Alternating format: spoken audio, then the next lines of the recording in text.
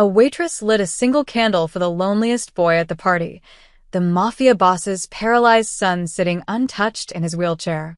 She was warned never to approach him again. But when gunfire shattered the mansion, she became the only one standing between the boy and death. The boss never forgot what she did that night. Ana Martinez wiped the champagne from her sleeve and forced a smile. 3 hours into her first catering gig at the Santoro mansion, and she'd already been yelled at twice. Once for looking at a guest, once for breathing too loud near the caviar table. "Keep your eyes down, keep moving, keep your mouth shut," her supervisor had hissed.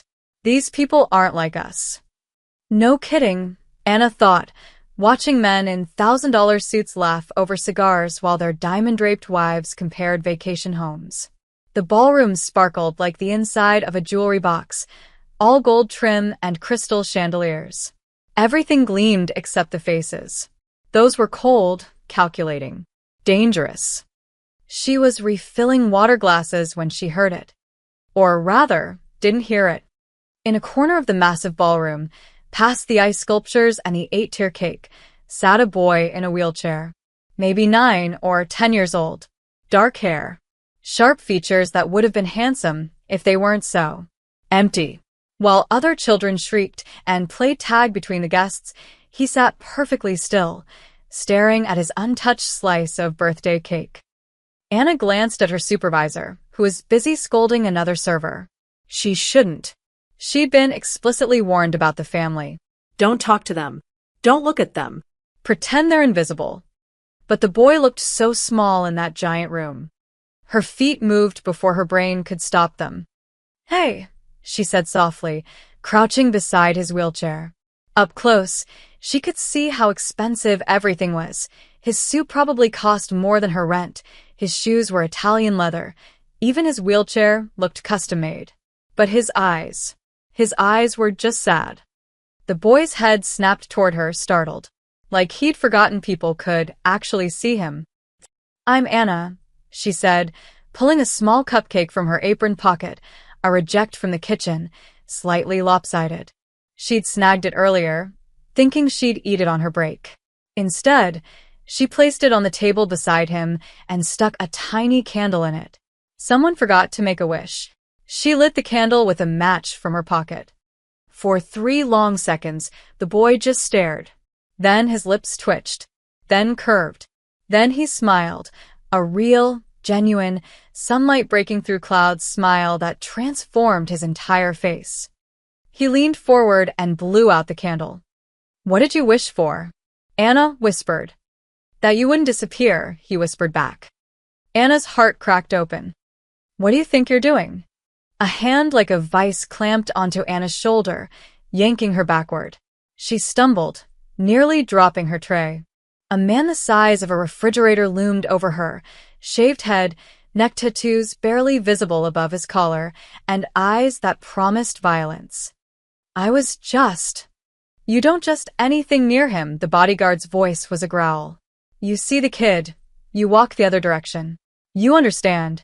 I didn't mean any." "Tony," the boy's voice was quiet but firm. She was being nice. "Master Luca, your father's rules are clear." She brought me a cupcake. Luca's small hands gripped his wheelchair's armrests. Nobody else remembered it was my birthday. Just a big party for Dad's friends. Something flickered in Tony's expression. Pity, maybe, or guilt, but it vanished as quickly as it appeared. He turned back to Anna, his face granite again. "You're new, so I'll say this once. Don Santoro doesn't like strangers near his son. You approach Master Luca again, you'll be lucky if you just lose your job. You understand what I'm saying?" Anna understood perfectly. The unspoken threat hung in the air like smoke. She nodded, stepping back. But as Tony moved to block her from Luca's view, she caught the boy's eyes one more time. He mouthed 2 words, "Thank you." Anna spent the rest of the night trying to be invisible, but she felt eyes on her constantly. When she finally looked up, she saw him, Don Santoro himself, standing on the grand staircase, watching her with an expression she couldn't read. He was younger than she'd expected, maybe early 40s, with silver threading through his dark hair. Handsome in a way that made you forget to breathe, then remember why you should be afraid. Their eyes met for exactly 2 seconds. Then he turned and disappeared into the crowd. "Girl, what did you do?" Maria, another server, hissed as they collected dishes. "Tony looked ready to throw you into the fountain." "I talked to the kid." "The Jesus, Mary, and Joseph, are you insane? That's Luca Santoro, the Don's only son. You don't look at him, you don't breathe near him, you definitely don't talk to him. He was alone at his own birthday party." "Yeah, well, that's not your problem," Maria's voice softened. "Look, honey, I know you need this job for your mom's medical bills. But these people? They're not like us. They don't follow normal rules. You break their rules, you disappear. Understand?"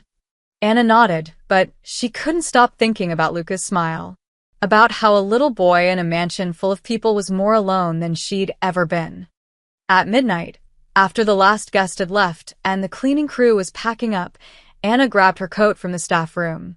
As she pulled it on, something fell from the pocket, a folded piece of paper. She opened it with shaking hands. It was a drawing in crayon. 2 stick figures, one tall with a ponytail, one small in a wheelchair. Between them, a cupcake with a single candle. At the bottom, in careful child's handwriting, "Miss Anna and me. Best birthday ever." Anna pressed the drawing to her chest, tears burning her eyes. She was definitely getting fired. And somehow, she didn't care. The alarm clock's shrill beeping dragged Anna from a dreamless sleep.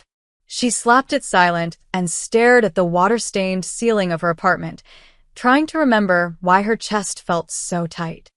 Then she saw Luca's drawing on her nightstand. Right. The Mafia kid. The death threat. The probable end of my catering career. She rolled out of bed, her feet hitting the cold linoleum floor. The apartment was barely bigger than a storage unit. One room that served as bedroom, living room, and kitchen, with a bathroom the size of a closet. But it was home. More importantly, it was above Moretti's bakery, which meant the rent was cheap and the smell of fresh bread woke her up every morning. "Mija?" Her mother's voice came from the pull-out couch, weak and raspy. "You're up early." Anna turned to see her mom sitting up, wrapped in 3 blankets, despite the stuffy air. Maria Elena Martinez had once been vibrant, full of life. Now she looked like a ghost, pale skin, hollow cheeks, dark circles under her eyes. The cancer was eating her from the inside out, and the hospital bills were eating everything else. "Just getting ready for my shift at the diner," Anna lied, pulling on her jeans. She'd already decided not to mention last night. Her mother had enough to worry about. "How was the fancy party?" Fine. "Rich people. Expensive champagne. The usual." Her mother's eyes narrowed. After 23 years, she could read Anna like a book. "What happened?"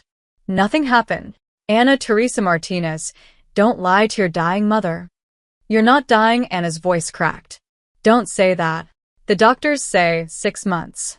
Maybe less." Maria Elena coughed into a tissue, checking it for blood the way she always did now. "So tell me what happened before I run out of time to worry about you." Anna sank onto the edge of the couch and told her everything. The lonely boy, the cupcake, the bodyguard's threat, the Don's cold stare. By the end, her mother's face had gone even paler. "You have to forget about that job," Maria Elena said, gripping Anna's hand. "You have to forget about that mansion and that family, and especially that boy." "Mom." No. "Listen to me." Her mother's grip tightened, surprisingly strong. "I knew a girl once back in the old neighborhood. Pretty thing, sweet as honey. She caught the eye of a man in that world. He showered her with gifts, made her feel special. Then one day, she saw something she wasn't supposed to see. They found her in the river 3 weeks later." Anna felt ice slide down her spine. "That's not." "It's exactly the same. These people, Anna, they're not like us. They don't value life the way we do. You're a good girl with a kind heart, but kindness gets you killed in their world, Maria Elena dissolved into another coughing fit, this one lasting almost a minute. When she finally stopped, there were flecks of red on the tissue. Anna grabbed her coat, fighting tears. I'll get your medicine from the pharmacy before work.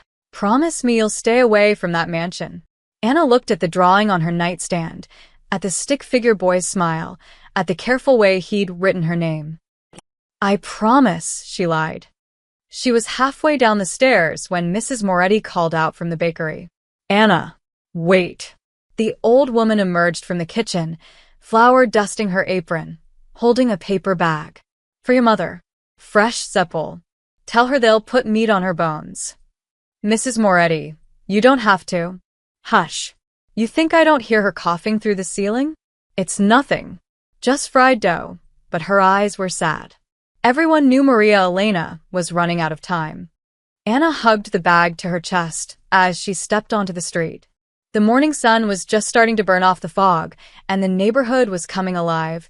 Shopkeepers opening their doors, kids heading to school, the smell of coffee and exhaust mixing in the air. She was fishing for her bus pass when she noticed it.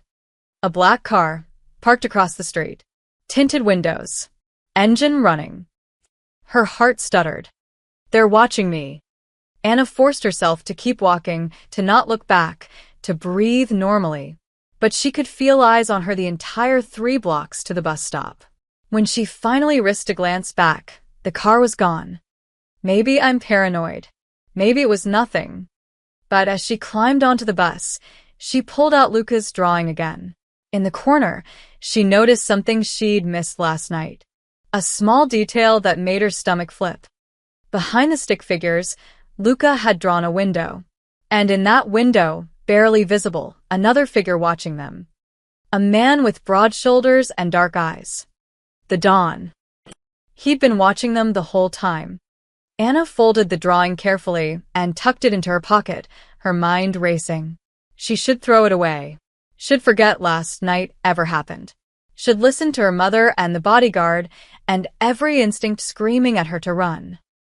Instead, she found herself hoping she'd see that lonely boy again. Even if it killed her. 2 days of silence felt like 2 years. Anna threw herself into work at the diner. Double shifts, extra hours, anything to keep her mind off the mansion and the boy with the sad eyes. Every time the door chimed, she half expected Tony the bodyguard to walk in and make good on his threat. But nothing happened. No black cars. No threatening calls. Just the usual routine of burnt coffee, demanding customers, and tips that barely covered the bus fare home. On the 3rd evening, her manager asked her to make a delivery. Morelli's bakery needs someone to run bread to the Santoro estate security post, he said, not looking up from his crossword. Their usual guy called in sick. $20 plus whatever tip the guards give you. Anna's blood turned to ice water. The Santoro estate. Yeah, you know it? Big place up on the hill. Their guards order from us twice a week. He finally looked up. Problem. Yes. Huge problem.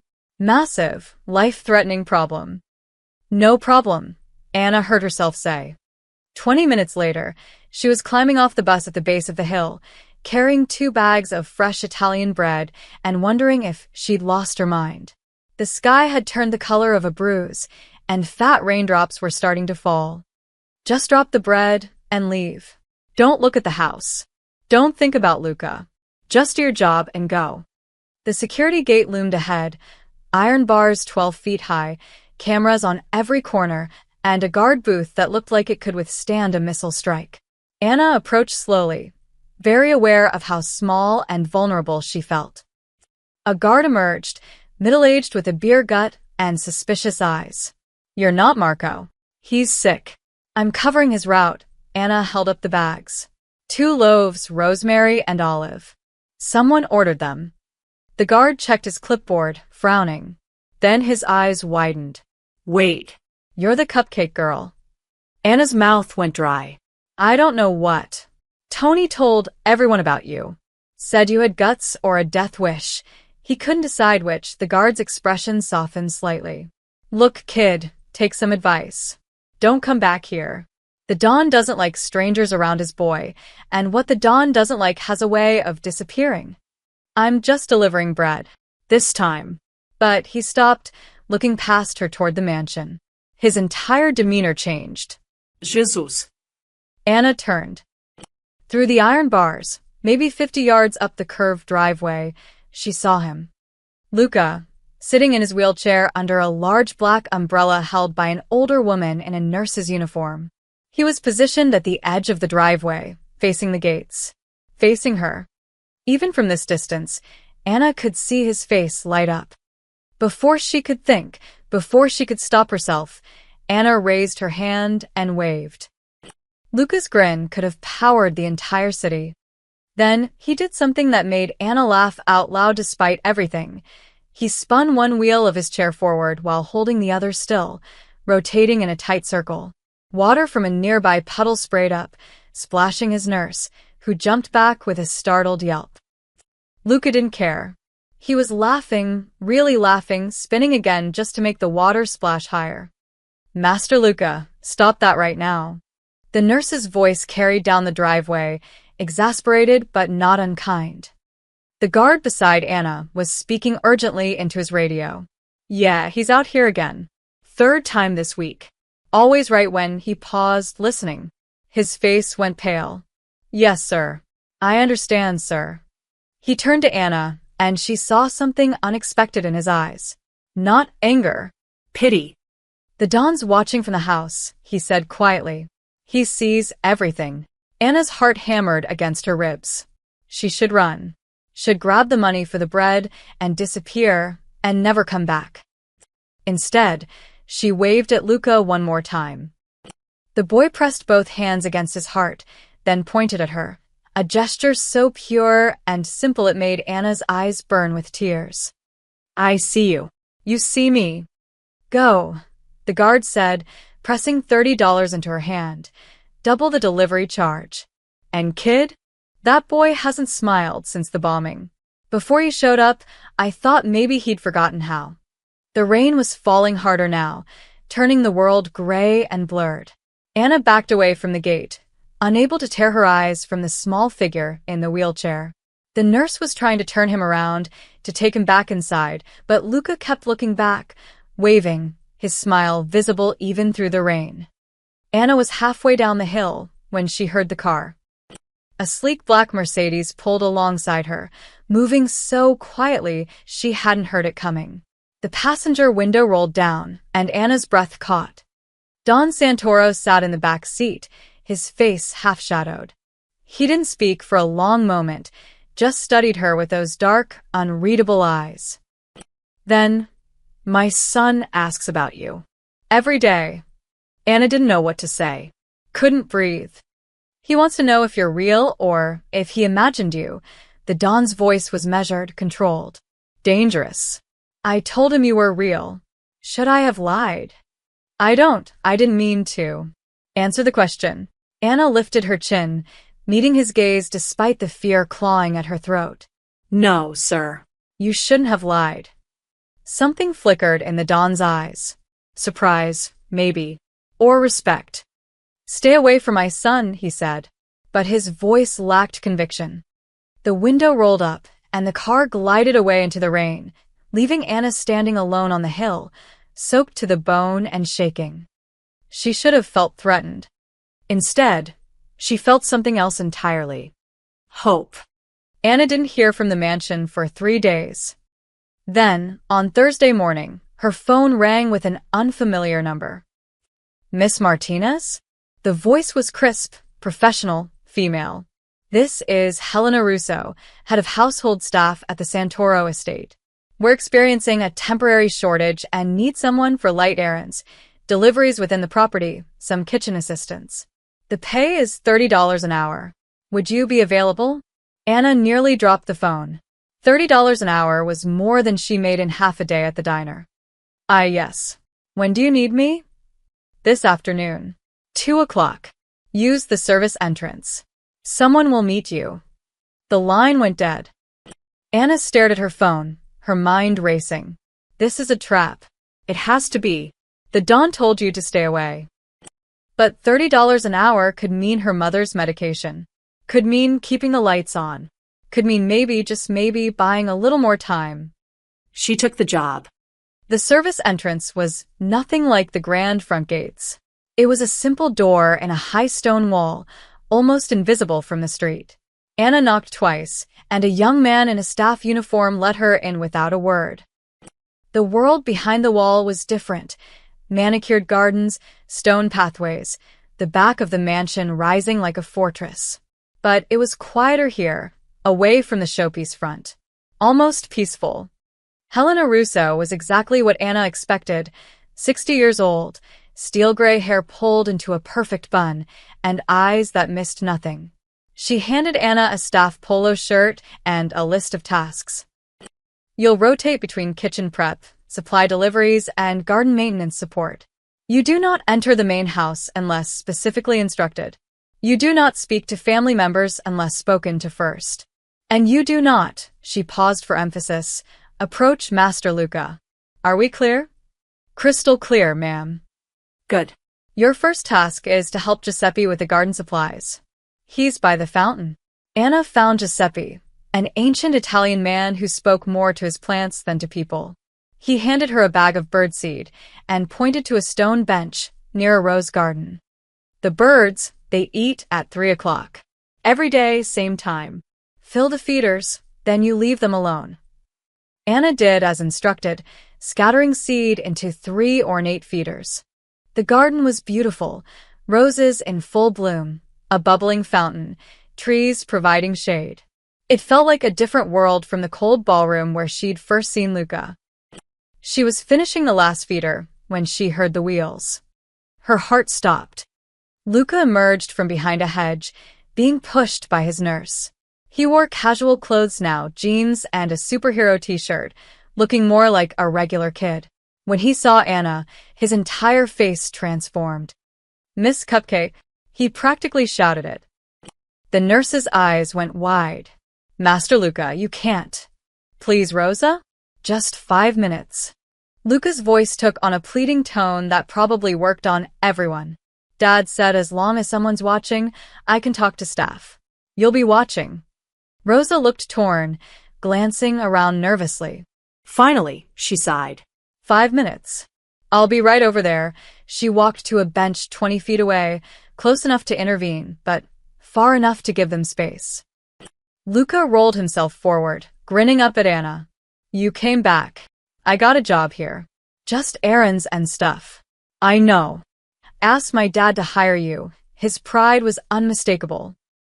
Anna's breath caught. You asked him? Well, I told him you were nice and you didn't treat me like I was made of glass and that you made the best cupcakes in the world even though it was really just a kitchen reject. The words tumbled out in a rush. And he said, okay, but you had to follow rules, and I said that was fine, and so he told Helena to call you, and he stopped suddenly shy. I'm glad you're here. Anna's throat tightened. Me too, kid. I'm not a kid. I'm 10. Sorry. Me too. Ancient 1-inch. Luca giggled, then reached into his pocket. I made you something. He pulled out a paper airplane, carefully folded from what looked like expensive stationery. On the wings, he'd drawn stars and planets in colored pencil. It's the solar system, he explained. I can't really throw it, so I thought maybe you could test it for me. Anna took the plane, her vision blurring slightly. It's perfect. Throw it. She wound up and launched the plane. It soared in a graceful arc, catching an updraft and gliding over the roses before landing softly on the grass. Luca clapped, delighted. Again. They spent the next 5 minutes, which stretched to 10, then 15, with Rosa pretending not to notice, throwing the plane, talking about nothing and everything. Luca told her about his comic book collection, his favorite movies, how the birds came to the feeders every day at the same time. That blue jay's named Frank, he said seriously. He's bossy but fair. Frank the blue jay. Got it. And that cardinal is Mrs. Henderson. She's very proper. Anna laughed, really laughed, and watched Luca's face light up even more. This was what kids were supposed to be, silly, imaginative, free. Not sitting alone at parties in mansions. Master Luca, We need to go inside for your therapy, Rosa finally called. Luca's face fell. Can you come back tomorrow? I'll be here. Promise. Anna crouched beside his wheelchair, looking him in the eye. I promise. As Rosa wheeled him away, Luca looked back and waved. Anna waved back, her heart feeling too big for her chest. From a second-floor window, Don Santoro watched the entire exchange, his expression unreadable. In his hand, he held a file folder with Anna's name on it. He'd know everything about her by morning. 3 days later, Anna had settled into a rhythm at the estate. Mornings at the diner, afternoons in the Santoro gardens. Her mother's medication was covered for the month, and she'd even managed to fix the leaky faucet in their apartment. But more than that, she had Luca. Every afternoon during her break, he'd appear in the garden with Rosa. They'd feed the birds, read comic books on the stone bench, and make increasingly elaborate paper airplanes. He called her Miss Cupcake without fail, and she'd started calling him Captain because of his superhero obsession. When I can walk again, he told her one afternoon, his voice matter-of-fact, I'm going to run all the way to the planetarium and see the stars up close. Not just in books. Anna's heart had cracked a little. That sounds perfect. Will you come with me? Obviously. Someone has to make sure you don't trip. He'd laughed at that, and Anna had pretended not to see Rosa, wiping her eyes. Now, on her 9th day, Anna was in the kitchen helping prep for a dinner. The space was massive, all stainless steel and marble, with 3 separate ovens and a prep area bigger than her entire apartment. Chef Marco barked orders in Italian while his staff moved in practiced choreography. Anna was chopping vegetables when 2 of the Don's guards walked in through the side door. She recognized one, Tony, the refrigerator-sized man who'd threatened her at the party. He didn't acknowledge her, just grabbed 2 espressos and leaned against the counter. Marco, this carbonara better be perfect, Tony said. Big meeting tonight. The Giordano family's coming. My carbonara is always perfect, Marco sniffed. You think I'm an amateur? The other guard, younger with a scar across his jaw, lowered his voice. You hear about the shipment? Anna kept her eyes on the cutting board, but her ears sharpened. What shipment? Tony asked. The one coming in Wednesday. Giordano's guys are planning something. Overheard them talking outside the club last night. Scarjaw glanced around nervously. They're gonna hit the Dawn. Wednesday night, during the transfer. Anna's knife slipped, nearly catching her finger. You sure? Tony's voice had gone cold. Positive. They think with the Dawn distracted by the business deal, they can take him out and blame it on the Calabrese family. Start a war. Take over in the chaos. Does the Dawn know? Not yet. I'm telling him after dinner. Didn't want to ruin his appetite. They both laughed, hard, bitter sounds, and walked out. Anna's hands trembled as she resumed chopping. They're going to kill him. They're going to kill the Dawn, and then what happens to Luca? She thought of the boy's smile, his dreams of seeing the stars, his paper airplanes. What happens to him if his father dies? Girl, you okay? Marco was frowning at her. You look like you saw a ghost. I've fine. Just tired. Then wake up. These carrots need to be julienned, not massacred. Anna forced herself to focus, but her mind was spinning. Should she tell someone? Who? The guards already knew. Should she warn the Don directly? Yeah, right. Walk up to a Mafia boss and tell him his business.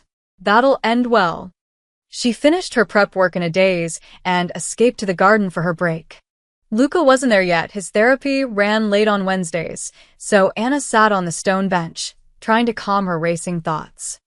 The worst part was knowing and being powerless. She was just the help. Nobody would listen to her even if she tried to warn them. Upstairs, in Luca's bedroom, the boy sat at his desk with colored pencils spread before him. He'd been working on something special for 3 days, a drawing for Anna. It showed a night sky filled with constellations, planets, and shooting stars. At the bottom, in his careful handwriting, he'd written, "When I can walk, I'll run to see them." He wanted to give it to her today, to see her face light up the way it did when he made her laugh. Luca didn't know about the meeting happening downstairs. Didn't know about the Giordano family or their plans. Didn't know that men were discussing violence and territory and power while he drew stars. He was just a 10-year-old boy who wanted to make his friends smile. Rosa knocked softly. Master Luca, time for dinner. Your father wants you to eat before his meeting. Can I see Miss Anna first? Not tonight, sweetheart. Your father's orders, family dinner, then bed. She'll be here tomorrow. Luca carefully rolled up his drawing and secured it with a rubber band. He'd give it to her tomorrow. They had time. In the kitchen, Anna was washing her hands, preparing to leave for the day. Through the window, she could see the sun setting over the gardens, painting everything gold. It looked peaceful, Safe. but she couldn't shake the chill in her bones. Wednesday was in 4 days. 4 days until someone tried to kill Don Santoro. 4 days until everything changed. Anna grabbed her jacket and headed for the service exit, her mind made up. She might be nobody, just a waitress playing at being part of this world. But she knew something. And maybe, just maybe, that something could make a difference. She just had to figure out how to use it without getting herself, or worse, Luca, killed in the process. As she walked through the gates, she didn't notice the black sedan parked across the street. Didn't see the camera lens pointed at her through the tinted window. The Giordano family was watching. And they'd just found the Don's newest weakness. Don Santoro's office was a sanctuary of dark wood and leather, walls lined with books most people would never read and art most people could never afford. But tonight, the beauty was lost on him. He sat behind his mahogany desk, a tumbler of whiskey untouched at his elbow, staring at the drawing in his hands. Stars. Planets. Constellations sketched in a child's hand. At the bottom, when I can walk, I'll run to see them. He'd found it on Luca's desk while checking on his sleeping son. The paper still smelled faintly of the colored pencils Luca loved so much. When I can walk. Not if. When. His boy still had hope. Despite everything, the bombing, the wheelchair, the endless therapy sessions that left him exhausted and crying, Luca still believed he'd walk again. And he wanted to run to see the stars. With her. Santoro pulled another document from his desk drawer, the background check on Anna Martinez. He'd memorized every word by now. 23 years old. No criminal record. Father deceased, Giovanni Martinez, killed in a prison fight 3 years ago. Santoro had frozen when he'd read that name. Giovanni Martinez. He'd dug deeper, pulling files he'd hoped never to see again. 10 years ago, Giovanni had worked in one of Santoro's warehouses. A good man, honest worker, family man. When the feds had raided the operation, someone needed to take the fall. Santoro's former partner, Carmine Rossi, had planted evidence in Giovanni's locker. The man had sworn his innocence, begged for mercy. No one had listened. Giovanni had died in prison, shanked by another inmate. His wife had been left with a young daughter and nothing else. That daughter was now making his son smile. Santoro took a long drink of whiskey, welcoming the burn. Still awake. A small voice came from the doorway. Santoro looked up to see Luca, in his wheelchair, being pushed by Rosa. The boy looked tiny in his pajamas, dark circles under his eyes from the long therapy session. Master Luca should be sleeping, Rosa said apologetically. But he insisted. It's fine, Rosa. Thank you, Santoro waved her away.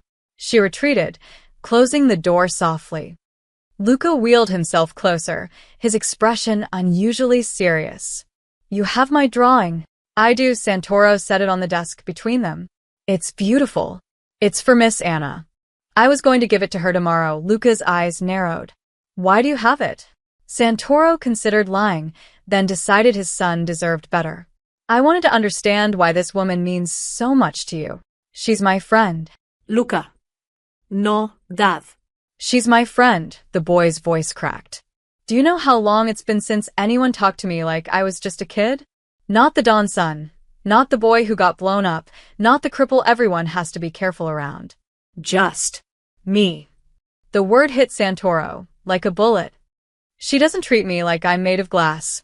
Luca continued, his hands gripping his wheelchair's armrests. She laughs at my jokes. She throws paper airplanes with me.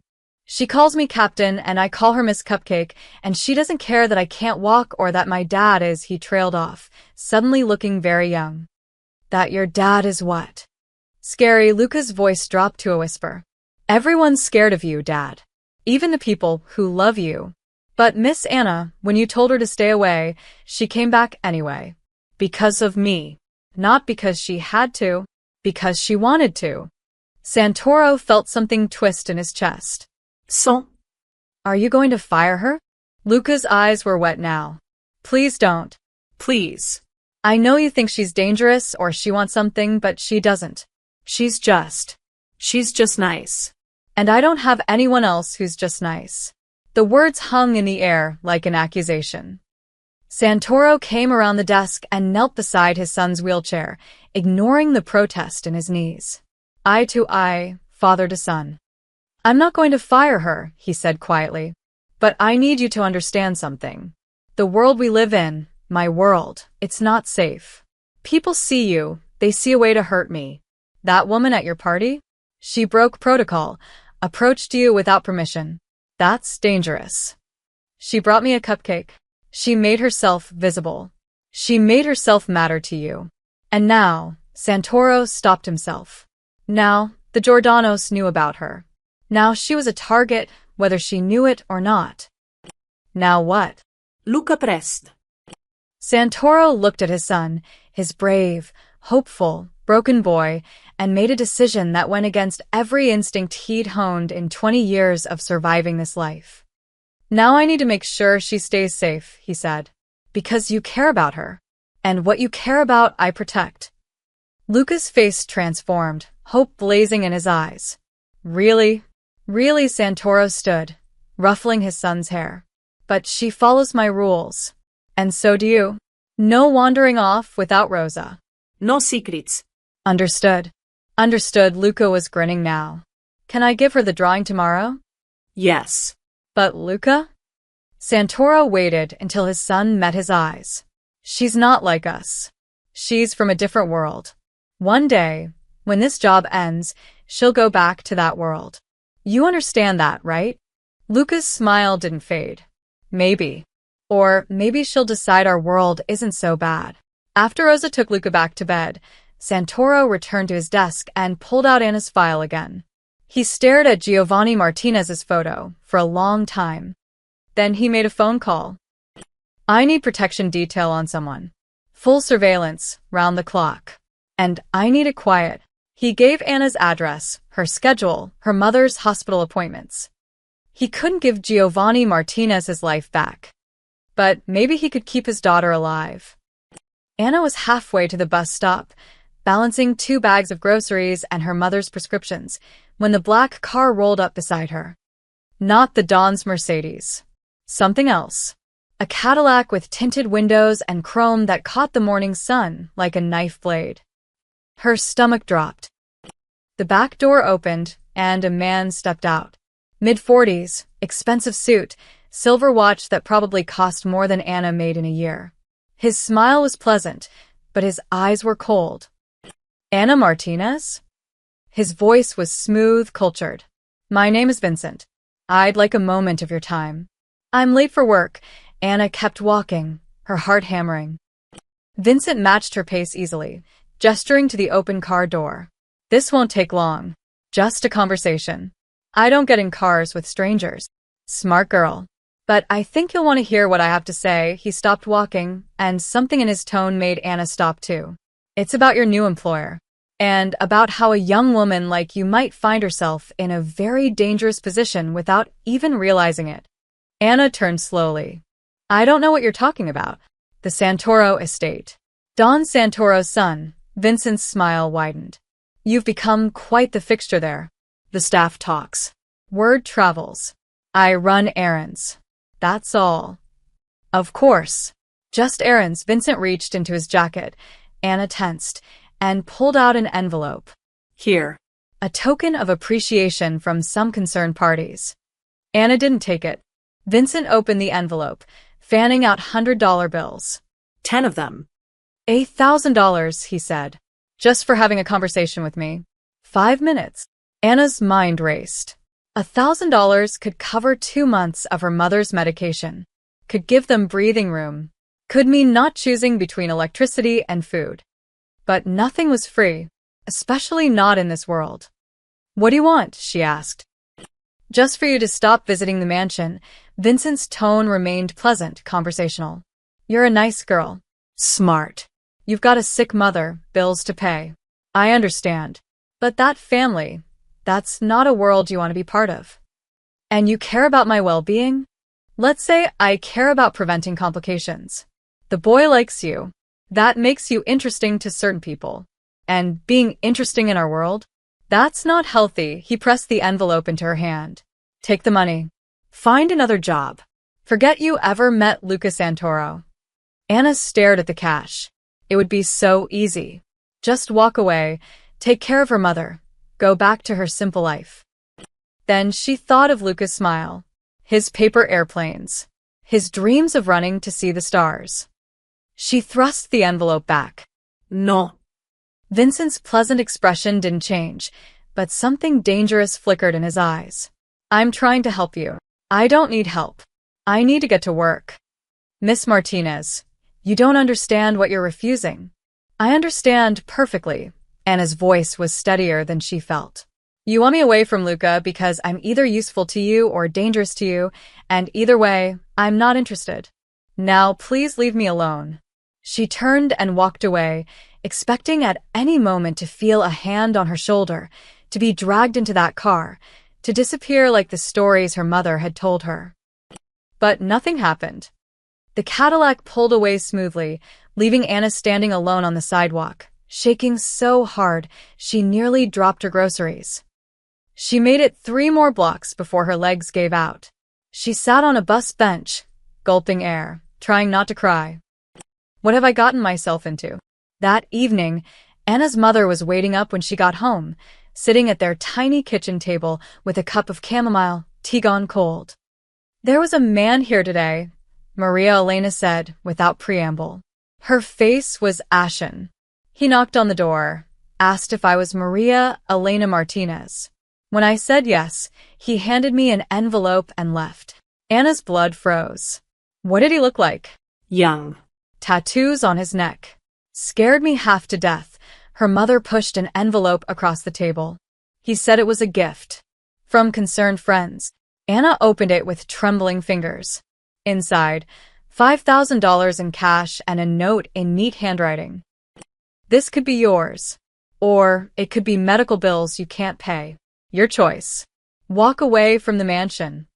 Anna, her mother's voice cracked. What have you done? What are you involved in? Nothing. I'm not involved in anything. Anna's throat closed. There's a little boy.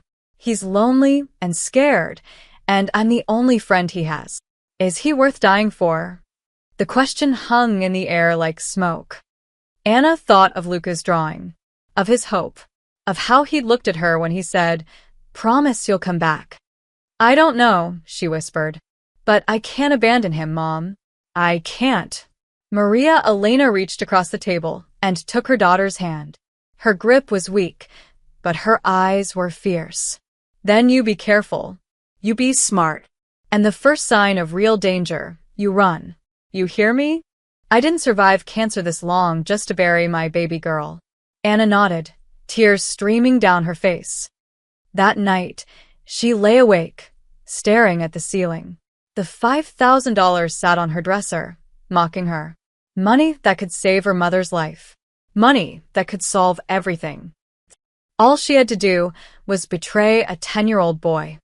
At 3 a.m., Anna got up, put the cash back in the envelope, and wrote 2 words on it, return a sender. Tomorrow, she'd give it to Vincent or whoever he sent. Tomorrow, she'd make her choice clear. Tonight, she just hoped she'd live long enough to regret it. The storm hit at 7 p.m., the kind that turns the sky black and makes the air taste like copper. Anna wasn't supposed to be at the mansion that night. Her shift had ended at 5. But Chef Marco had called in a panic. His assistant was sick, and the Dawn was hosting a private meeting. Could she stay late? Double pay. Anna had said yes. Not for the money. Because she'd promised Luca she'd bring him the hot chocolate recipe her mother made, the one with cinnamon and a secret ingredient he'd been begging to know. Now, at 7:15, she stood in the kitchen stirring milk and chocolate, listening to thunder shake the windows. The mansion felt different at night, bigger, colder, full of shadows that moved wrong. The meeting was happening in the dining room. Through the swinging door, Anna could hear low voices, the clink of glasses. She caught glimpses when servers went in and out, serious men in dark suits, the Don at the head of the table, his face carved from stone. "That's the Giordano family," Marco whispered, loading a tray with espresso. "Bunch of snakes. Watch yourself." Anna's blood chilled. The Giordano family. The ones planning to kill the Don. It was Wednesday night. Oh God. Her hands shook as she finished the hot chocolate. She poured it into a thermos, grabbed 2 cookies from the cooling rack, and slipped out of the kitchen. No one stopped her. The guards were focused on the meeting, on the dangerous men sitting at the Don's table. Anna climbed the servant stairs, her footsteps muffled by carpet. Luca's room was on the 3rd floor, the safest part of the house. She'd visited once before, delivering lunch when he was sick. She knocked softly. "Captain? You awake?" The door cracked open. Luca sat in his wheelchair, still dressed despite the late hour, a book in his lap. His face lit up when he saw her. "Miss Cupcake, Rosa said you went home." "Couldn't leave without delivering this." Anna held up the thermos.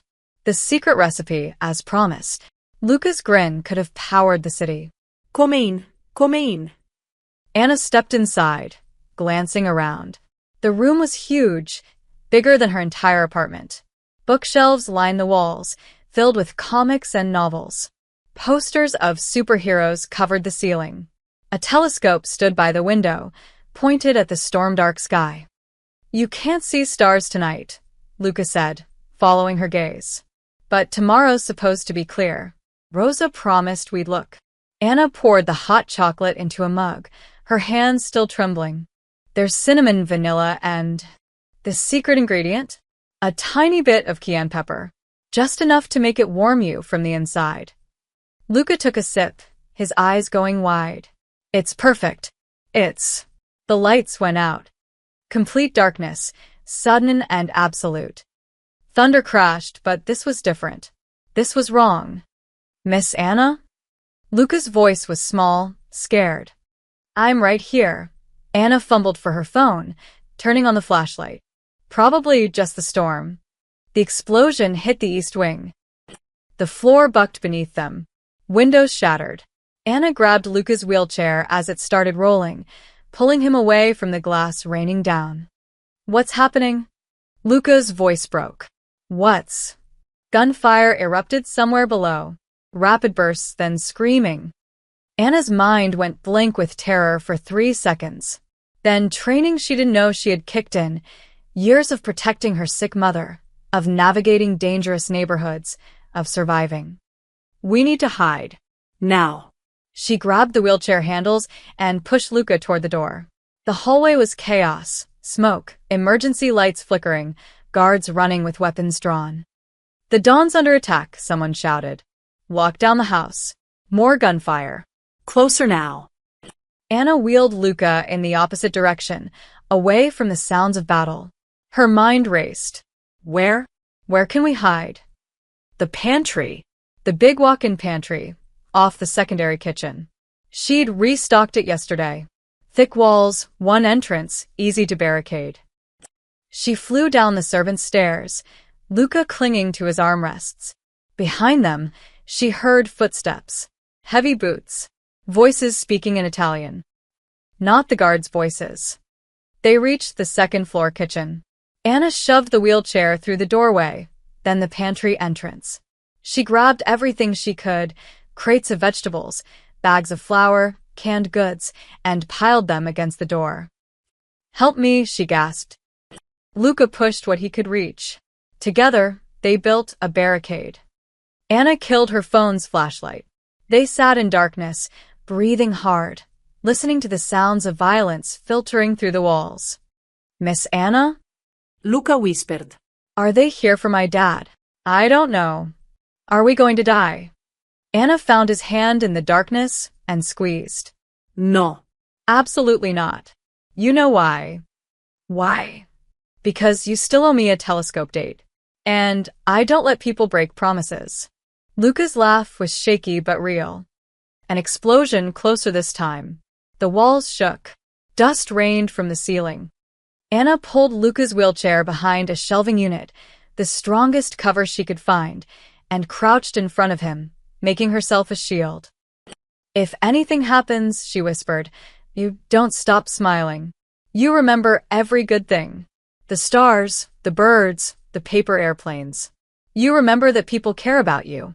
Her voice broke, that I think you're the bravest kid I ever met. Anna. The pantry door exploded inward. A figure stood silhouetted in the smoke, raising something that glinted in the emergency lights. Anna closed her eyes, spreading her arms wider, making herself the only target. The gunshot was deafening in the small space. But the pain never came. Instead, someone screamed. And when Anna opened her eyes, Don Santoro stood in the doorway, smoke curling from his gun, a body crumpled at his feet. The Don's face was a mask of blood and rage. His suit was torn, a gash across his cheek still bleeding. His gun, Anna had never seen him hold a weapon before, remained pointed at the dead man on the floor. For 3 seconds, nobody moved. Nobody breathed. Then Santoro's eyes found his son. Luca, the word came out strangled. You're hurt. I'm okay, Luca's voice was surprisingly steady. Miss Anna protected me. The Don's gaze shifted to Anna, still crouched in front of the wheelchair, her arms spread wide, her body a shield. Something crossed his face, an emotion too raw to name. Sir, we've secured the perimeter. Tony appeared behind Santoro, weapon drawn, breathing hard. His eyes widened when he saw Anna and Luca. Jesus, they got this far? One did. Santoro's voice was flat, dead. Not anymore. More guards flooded in. Rosa appeared, sobbing, reaching for Luca. Master Luca, oh, thank God. Clear the house, Santoro ordered. Every room. Every closet. I want a body count in 10 minutes. And get my son to the safe room. Now. Dad. Luca started. Now, the Don's voice cracked like a whip. Rosa wheeled Luca away, the boy looking back at Anna with frightened eyes. Tony and 2 other guards formed a protective wall around them, weapons raised. Anna started to follow, but Santoro's hand shot out, gripping her arm. Not you. Terror flooded through her. Sir, I need to. You need to stay exactly where you are until I say otherwise. His grip wasn't painful, but it was absolute. Do you understand? Anna nodded, too scared to do anything else. The next 20 minutes were controlled chaos. Guards swept the mansion room by room. The bodies, Anna counted 5, were dragged away. The emergency generator kicked in, flooding the house with harsh white light that made everything look like a crime scene. Which Anna realized it was. Santoro finally released her arm, holstering his gun. He looked at her for a long moment, and Anna saw something in his eyes that terrified her more than the violence, a calculation, a weighing of scales. The security footage, he said quietly. What does it show? Tony appeared with a tablet, his face grim. Sir, you need to see this. They watched in silence. The footage showed Anna rushing Luca down the hallway, away from the chaos. Showed her barricading the pantry door. Showed her crouching in front of the wheelchair, spreading her arms, making herself the target. Showed the assassin breaking through, raising his weapon. Showed Don Santoro appearing just in time, his shot dropping the man before he could fire. She saved him, Tony said, his voice rough. While we were dealing with the main attack, she got the boy to safety. If she hadn't, he didn't finish. Didn't need to. Santoro's jaw worked. Get her to the medical suite. Check her for injuries. Infine, Anna protested. I'm not hurt. That's an order, not a request. The medical suite was on the first floor, staffed by a nervous doctor who checked Anna's vitals with shaking hands. She had cuts from flying glass, bruises from throwing herself around, and her right arm was bleeding from a piece of shrapnel she hadn't even noticed. The doctor cleaned and bandaged everything while Anna sat in numb silence, trying to process what had just happened. I almost died. Luca almost died. The Don almost lost his son. You can go, the doctor finally said. But you should rest. The shock will hit you later. Anna stood on wobbling legs and found herself face to face with Don Santoro. He'd changed clothes, washed the blood from his face. Only the bandage on his cheek showed he'd been in a battle. Come with me, he said. They walked in silence to a small office, not his main one, something more private. Santoro poured 2 glasses of whiskey, pressed one into Anna's hand. Drink. Anna drank. The alcohol burned, but it grounded her. Santoro sank into a chair like a man twice his age. For the first time, Anna saw past the Don, the boss, the dangerous man. She saw a father who'd almost lost his son. I watched the footage 3 times, he said quietly. Do you know what I saw? Anna shook her head. I saw a young woman with no training, no weapons, no reason to risk her life, put herself between my son and a bullet. His voice cracked. While I was downstairs, playing politics with the men who wanted me dead. While my guards were protecting me. You, a waitress I threatened, tried to scare away. You saved my boy when I couldn't. Anyone would have. No, the word was sharp. They wouldn't. Most people would have run. Would have saved themselves. You stayed. He set down his glass, his hands trembling slightly. Why? Anna thought of Luca's smile, his paper airplanes, his dreams of running to see the stars. Because he deserves someone who stays, she said simply. Santoro's face crumpled for just a moment, one brief second where the mask fell completely. Then he composed himself, stood, walked to a wall safe. He pulled out an envelope, thick with cash. This is... I don't want money, Anna interrupted. Santoro paused. Everyone wants money. I want Luca to be safe. I want to know he's okay. Anna's voice strengthened. That's all I want. The Don studied her for a long moment. Then he nodded slowly, putting the envelope away. Instead, he pulled out something else, a small velvet box. Inside was a silver bracelet with a single charm, a tiny cupcake, detailed and perfect. Luca made me buy this last week, Santoro said. He was waiting for the right moment to give it to you. I think, his voice caught. I think this is that moment. Anna's vision blurred with tears. He's asking for you, Santoro continued. In the safe room. He won't sleep until he knows you're alive, he paused. And I owe you the truth. Your father, Giovanni Martinez. I know what happened to him. Anna's breath stopped. And I'm going to make it right. Anna stared at the Don, the bracelet cold in her palm. What do you mean? You know what happened to my father? Santoro's face was carved from granite. Not here. Not now. First you see my son. Then he paused, weighing something heavy. Then we talk about the past. And the future. The safe room was hidden behind a bookshelf in Santoro's personal study. Tony led Anna through, his demeanor completely changed from that first night at the party. He looked at her with something like respect. Kid's been asking for you every 5 minutes, he said quietly. Wouldn't let Rosa give him his medicine until he knew you were okay. Inside, the safe room was surprisingly comfortable, leather couches, a small kitchenette, communications equipment lining one wall. Luca sat in his wheelchair, wrapped in a blanket, his face pale but determined. When he saw Anna, he burst into tears. Miss Cupcake, I thought when that man... Anna dropped to her knees and pulled him into a hug, ignoring the protest from her bruised ribs. I'm here. I'm okay. We're both okay. You didn't run. Luca sobbed into her shoulder. Everyone always runs. But you stayed. Of course I stayed. I promised you, didn't I? No broken promises. They held each other while Rosa wept quietly in the corner and Tony cleared his throat roughly. After a moment, Anna felt another presence and looked up to see Santoro standing in the doorway, watching them. The expression on his face was one she'd never forget, raw grief mixed with something like wonder. "Luca," he said softly, "time for your medicine. Anna needs rest too. Can she stay?" Luca pleaded. "Just until I fall asleep." Santoro nodded. "She can stay." Anna sat beside Luca's wheelchair while Rosa administered his medication. She held his hand and told him stories about nothing, about the bakery downstairs from her apartment, about Mrs. Moretti's terrible singing, about the pigeon that nested on her fire escape. Normal things. Safe things.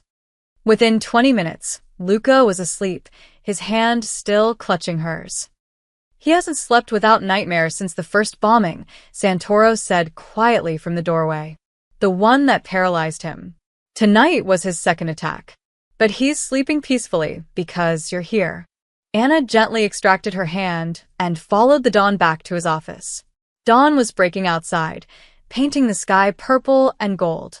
The mansion was quiet now, the violence scrubbed away like it had never happened. But it had. Anna could still smell gunpowder. Santoro poured coffee, strong and black. They sat across from each other, and for the first time, Anna didn't feel like prey. She felt like an equal. "Your father worked in one of my warehouses," Santoro began. 10 years ago. He was a good man. Honest. Showed up early, never complained. Had a daughter he talked about constantly.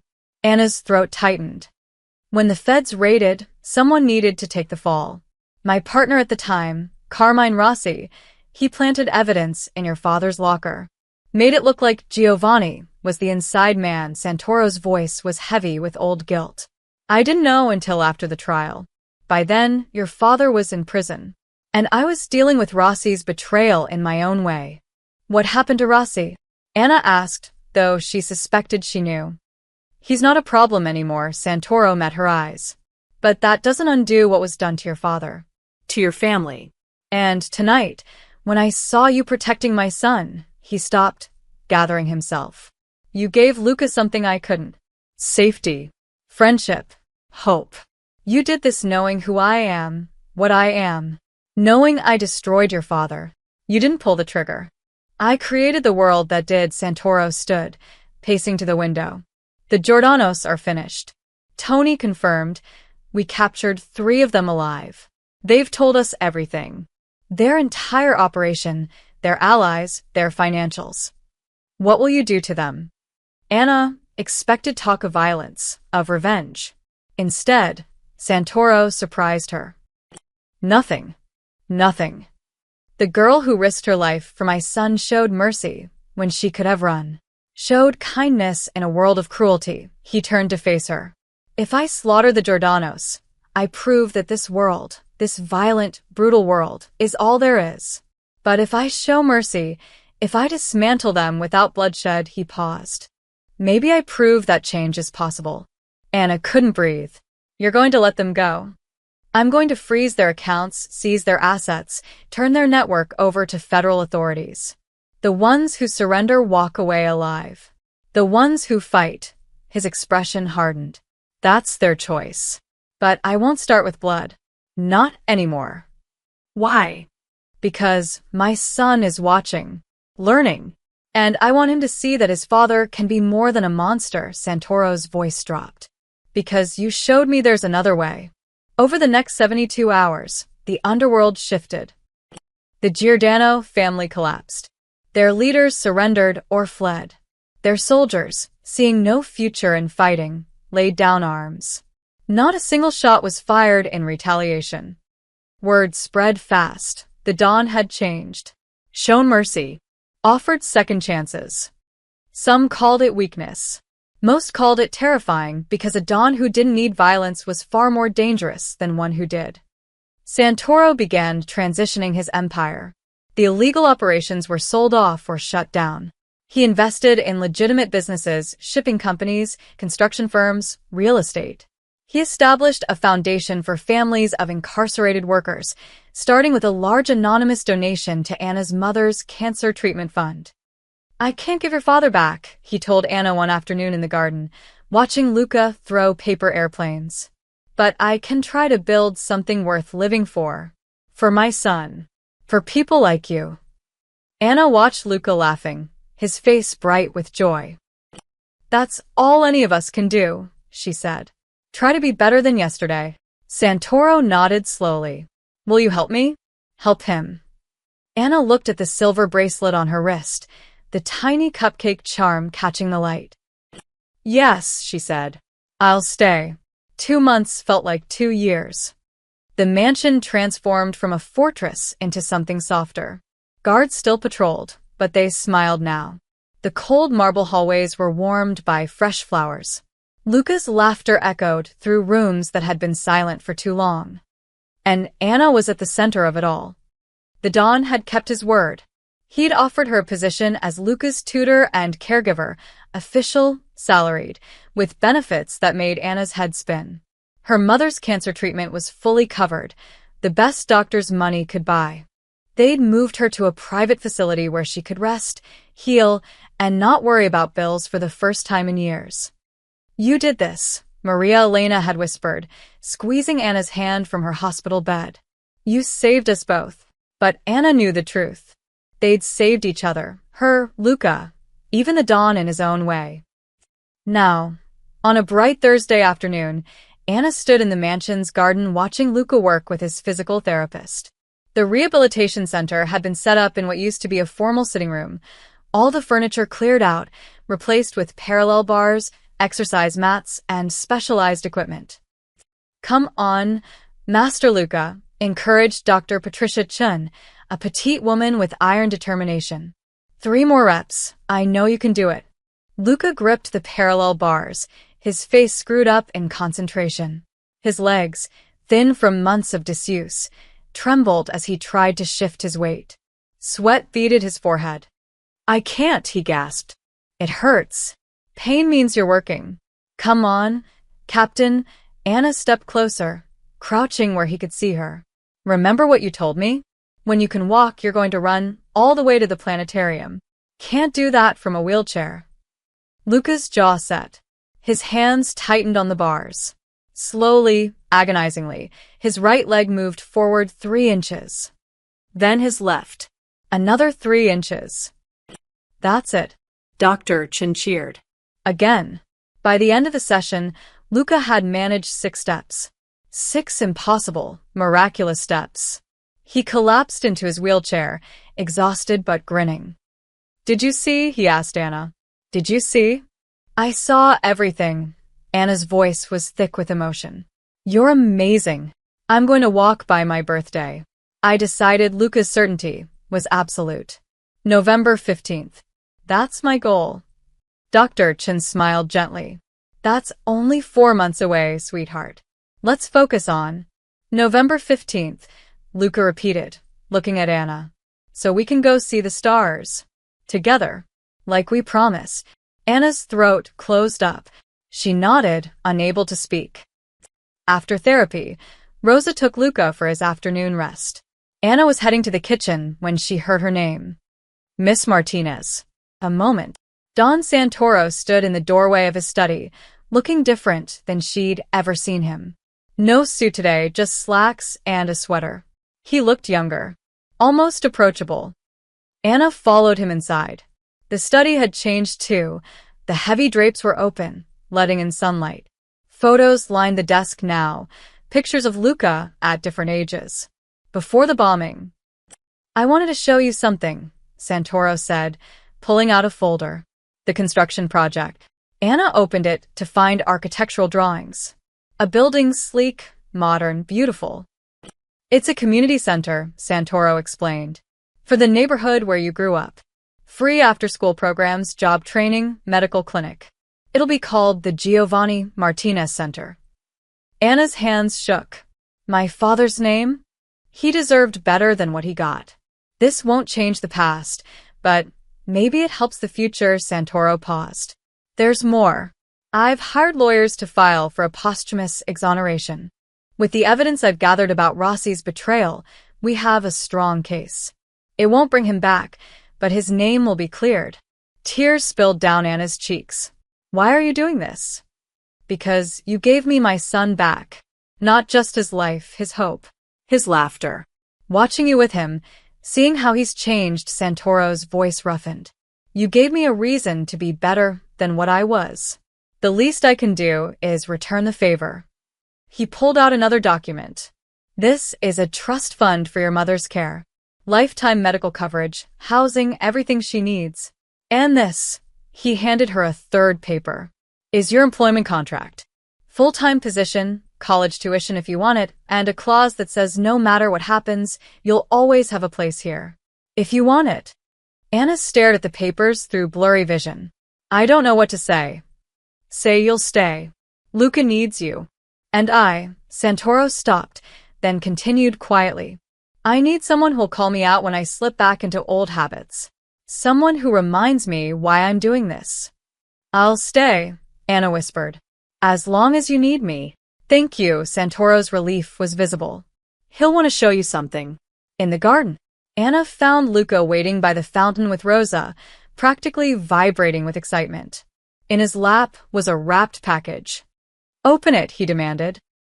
Inside was a leather journal, expensive and beautiful.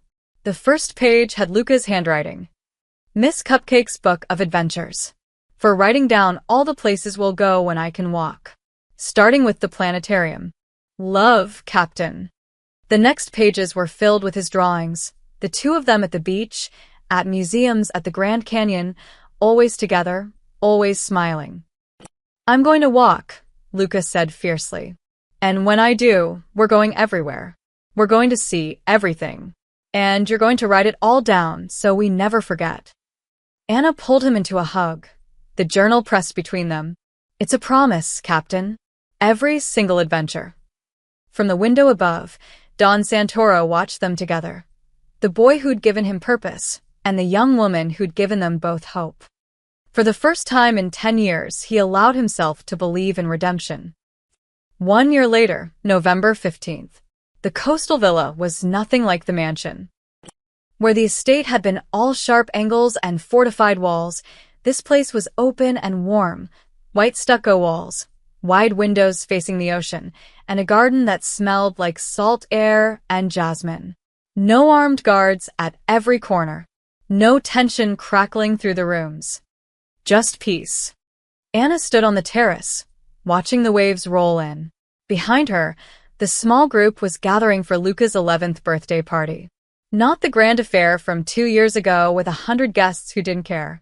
This was intimate. Real. Mija, should I put the cake outside? Maria Elena called from the kitchen. She looked transformed, healthy color in her cheeks, her hair grown back soft and silver. The cancer was in remission, the doctors calling it a miracle. Anna called it the best birthday gift she'd ever received. Yes, Mama. Luca wants to eat by the water. Anna adjusted the banner she'd hung, hand-painted by Luca himself, decorated with stars and planets and paper airplanes. Captain's 11th adventure, it read in cheerful letters. He's coming, Rosa called out, grinning. She'd become more than a nurse. She was family now, as much a part of their lives as anyone. The terrace door opened, and Luca walked through. Walked. Anna's breath still caught every time she saw it. 4 months of brutal therapy had paid off. He'd taken his first independent steps in August, then more each day. By October, he'd ditched the wheelchair except for long distances. Now he moved with a slight limp, but he moved on his own 2 feet. And his smile, God, his smile could light up the entire ocean. Miss Cupcake. He rushed forward, still not quite used to the joy of running, and threw his arms around her waist. Did you see? I ran down the stairs. Actual stairs. I saw, Captain. You're getting too fast for me. Never, he pulled back, eyes shining. You promised to keep up, remember? The party was perfect in its simplicity. Just the 5 of them. Luca, Anna, Maria Elena, Rosa, and Don Santoro.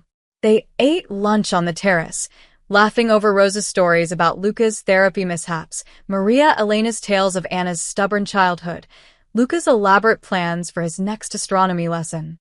Santoro sat at the head of the table, quieter than the others, but present in a way Anna had never seen at the mansion. He'd stepped back from the business almost entirely, leaving it in the hands of trusted managers. Most days, he was just a father. Just Luca's dad. Time for cake, Maria Elena announced, emerging with a masterpiece, chocolate with cream filling, decorated with edible stars and a tiny fondant telescope on top. Anna placed a single cupcake beside the main cake, a tradition now, from that first night.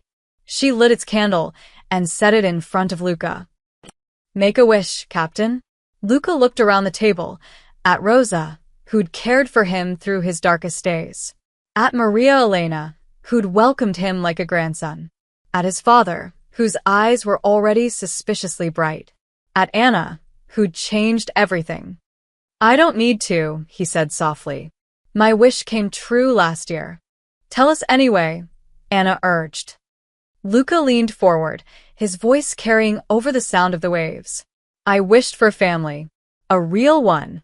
Not just people who worked for my dad, or were scared of him. People who loved me because I was me. He looked at each of them. And I got it.